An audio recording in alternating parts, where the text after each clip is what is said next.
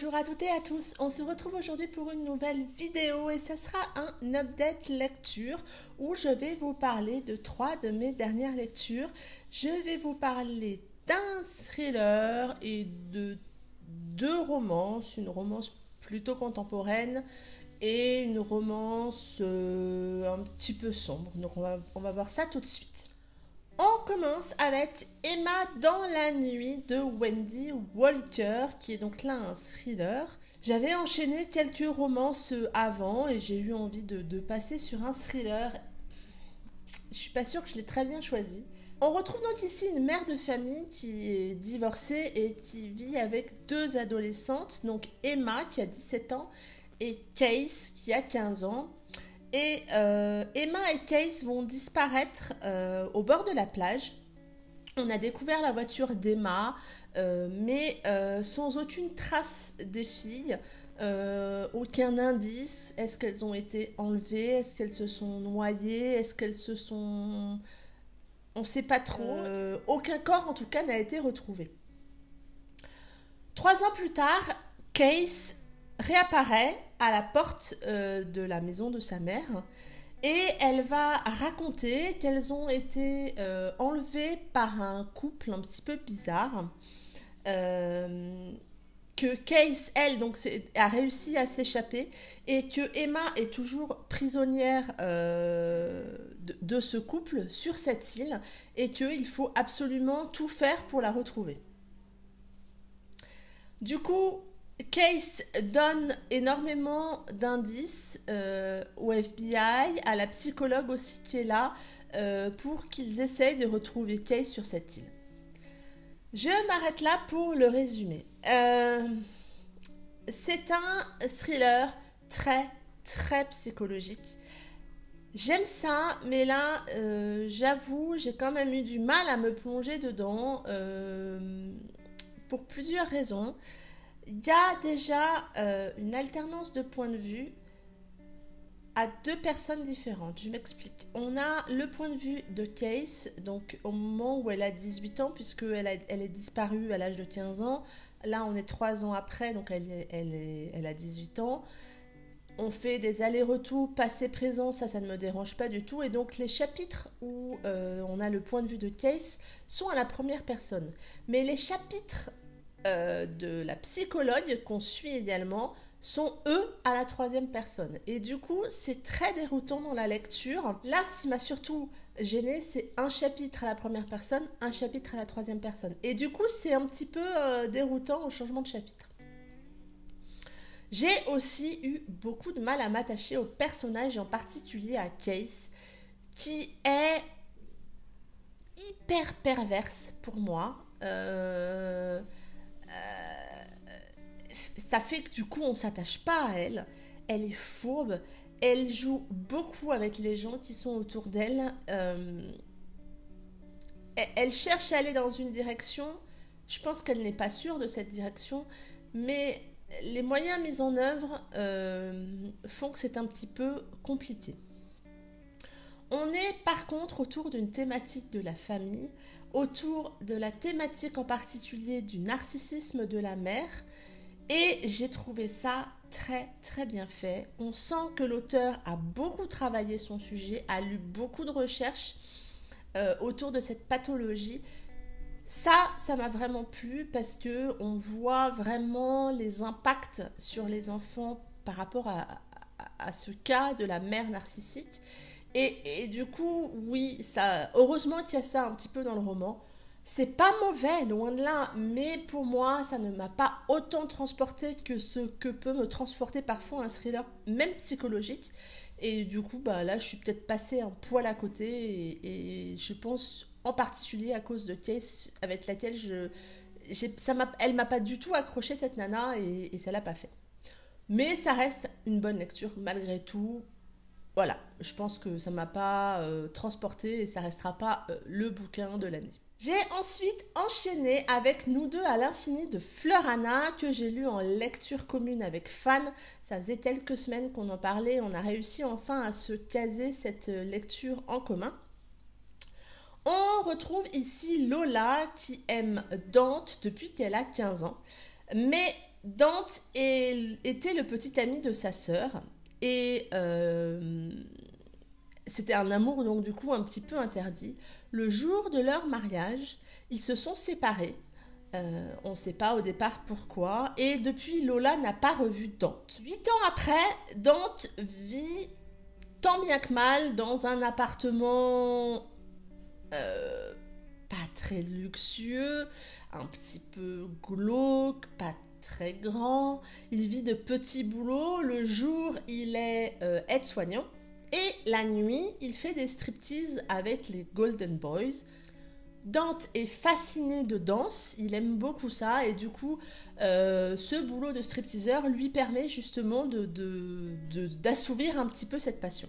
Un soir, quelqu'un frappe à la porte de Dante, et quand il va ouvrir la porte, il va s'apercevoir que c'est Lola avec ses valises. Elle lui demande s'il peut la dépanner, s'il peut l'héberger quelques jours parce que elle s'est fait mettre à la porte par son père.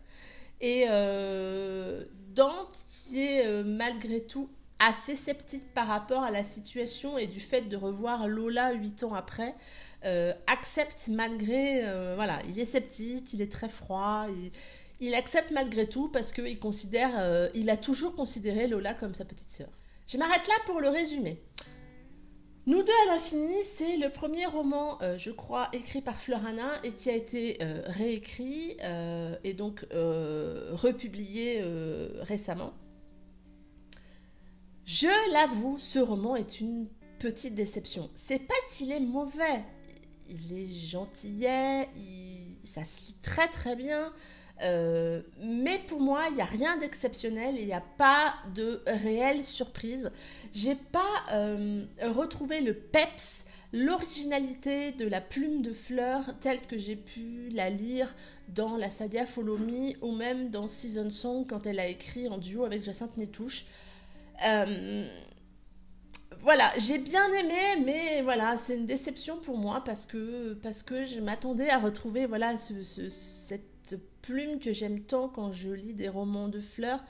Voilà, c'était sympa, mais ça n'a pas, voilà, une petite déception. Il y a un jeu du chat et de la souris un peu long, un peu beaucoup long. J'ai trouvé vraiment ça. Ouais, c'est trop long. J'aime bien quand ça se cherche un peu, quand ça met du temps, mais là, pour le coup, ça va vraiment beaucoup de temps. Voilà, j'ai eu un peu de mal. Dante est très très froid. Il joue beaucoup avec Lola. On comprend au fur et à mesure pourquoi. C'est un personnage qu'on ne peut au départ que détester, en tout cas, bon, c'est pas de la haine, mais détester. Malgré tout, je me suis quand même attachée à lui et j'ai compris certaines de ses réactions pour voilà, par rapport à un certain vêtu, j'ai compris certaines de ses réactions. Malgré tout, voilà, il reste très très froid et il joue beaucoup beaucoup avec Lola. Lola, elle m'a agacée parce que on la comprend pas toujours. Elle manque pour moi d'une certaine maturité. Ok, Dante est l'ex de sa sœur, mais finalement, on se rend vite compte que entre Lola et sa sœur, c'est loin d'être le grand amour.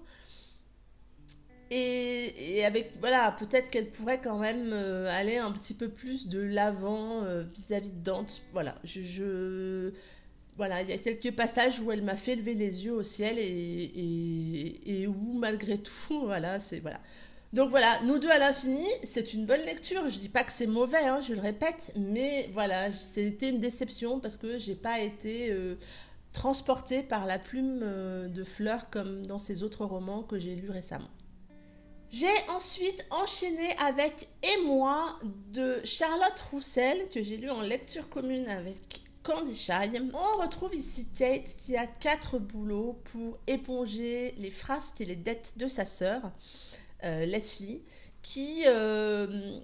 Leslie va très mal depuis le décès de leurs parents, à Kate et elle, et elle s'enfonce doucement dans la drogue, dans les dépenses à tout va, et du coup, elle accumule beaucoup de dettes.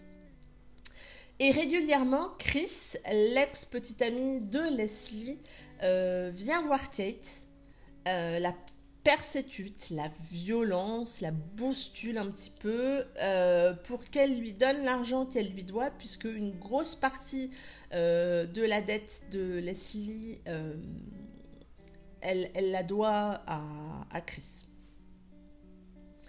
Chris est l'un des plus gros narcotrafiquants de la ville. Il est craint. Il a une réputation de gangster. Enfin, il a vraiment la réputation de narcotrafiquant. Et Kate bataille jour après jour pour rembourser cette dette. Elle se fait agresser par un autre clan que celui de Chris, à qui sa sœur doit aussi de l'argent.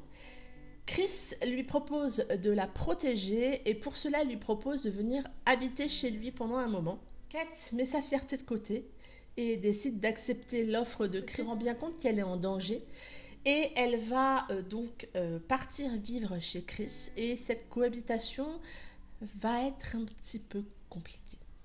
Je m'arrête là pour le résumé. C'est une assez bonne lecture, mais rien de transcendant. Ça c'est à se lire. C'est très addictif. Du coup, on a des chapitres courts. La plume est incisive et vraiment ferme et écrite de façon à ce qu'on ait envie d'avancer. On veut savoir ce qui se passe. Il y a une intrigue quand même qui est là tout le long du roman, donc on a envie de savoir. Mais l'histoire en elle, dans sa globalité, n'a rien d'exceptionnel. C'est bon, mais ça n'a rien d'exceptionnel. Kate est une jeune femme forte et courageuse, vraiment. Elle fait vraiment tout pour que sa sœur et elle sortent la tête de l'eau. Et elle ne montre jamais aucune rancœur vis-à-vis de sa sœur. J'avoue que je suis pas sûre que j'aurais réussi à le faire aussi bien qu'elle là-dessus. Elle se laisse pas faire, Kate. Elle a vraiment un putain de caractère et elle tient tête au gros bras. Elle tient tête à Chris, narcotrafiquant ou pas, elle s'en fout. Elle lui tient tête. Elle a le caractère qu'il faut pour et elle y va. Du coup, elle remet très souvent Chris à sa place. J'ai adoré les joutes verbales entre ces deux-là. Chris, lui, c'est le bad boy dans toute sa splendeur. Il est très sexy, très attirant, mais on n'a vraiment pas envie qu'il s'approche de nous. Franchement, il a beau avoir cette attirance naturelle, on n'a pas trop envie qu'il s'approche de nous. Il est très arrogant, il est trop têtu. Il est très macho, il est très masculin dans ses comportements vis-à-vis des femmes. Voilà, il est très dangereux aussi.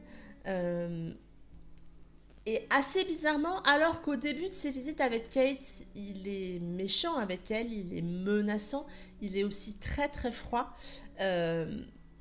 Rapidement, on le voit changer, peut-être vraiment trop rapidement. Il devient même protecteur avec elle et du coup sur ce point là ça va trop vite pour moi, du coup ça n'amène pas trop de crédibilité. Il y a certaines situations où je n'ai pas pu m'empêcher de lever les yeux au ciel parce que les réactions de Kate sont pleines de clichés et là-dessus ça m'a un petit peu agacée. Voilà. C'est une assez bonne lecture, mais rien de transcendant. L'intrigue est prenante, on a quelques rebondissements qu'on voit parfois venir, pas tous, mais certains on les voit venir. L'auteur, malgré tout, nous embarque dans cette histoire avec elle, avec sa plume fait que voilà, c'est assez addictif, on avance si on veut savoir ce qui se passe. Ça en est tout pour cette update lecture. 3 lectures un petit peu mitigées, ça arrive parfois. Mais j'ai enchaîné ensuite avec des bonnes lectures dont je vous en parlerai prochainement. J'espère que cette vidéo vous aura plu. Merci de l'avoir regardée jusqu'au bout. N'hésitez pas à me mettre un petit mot si vous avez lu un de ces 3 livres pour qu'on puisse en discuter. Est-ce que vous avez partagé un petit peu mon avis ou pas? Et voilà, pour qu'on puisse échanger. En attendant, je vous souhaite de très belles lectures, une très belle journée et je vous dis à très bientôt pour une prochaine vidéo. Bye bye!